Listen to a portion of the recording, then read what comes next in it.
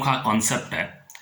एक साधु बाबा घूम रहे थे, उन्हें एक मनुष्य की खोपड़ी रेत में सनी हुई, जमीन पर गिरी हुई, बिल्कुल गंदी हुई हुई मिली।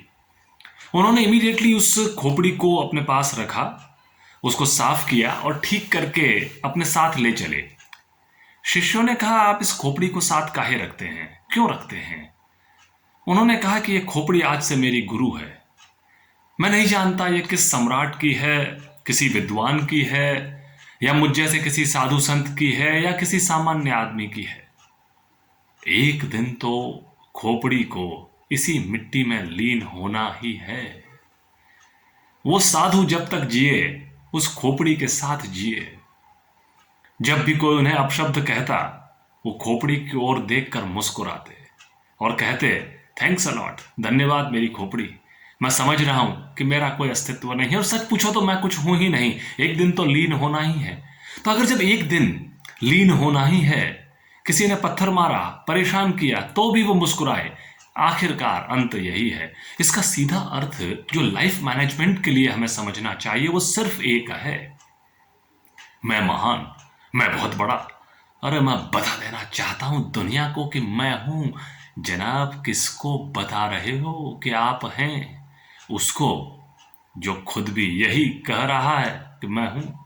अरे मैं हूं कब तक कहते रहेंगे? मैं महान का कॉन्सेप्ट कब तक कहते रहेंगे?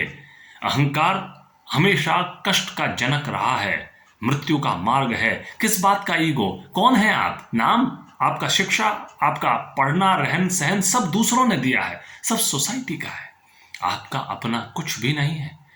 ताना और बाना एक कॉन्सेप्ट है। आप जब कपड़े को देखेंगे, ताना और बाना, ताना हॉरिजॉन्टल, बाना लॉन्जिट्यूडनल, जब उसके बीच में देखेंगे तो आपको बिल्कुल कुछ भी नहीं दिखता है, आकाश दिखता है। सिमिलरली यही कॉन्सेप्ट हमें जीवन में समझना चाहिए, कुछ हो ही नहीं।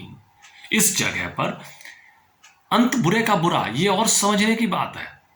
खोपड़ी गुरु ने जिन्होंने अपशब्द कहे, परेशान किया, वायलेंट हुए, उनको भी आभार जताया कि नो प्रॉब्लम, मैं आपसे बदला नहीं लेता, जीवन बहुत छोटा है, very small life is there with you and me.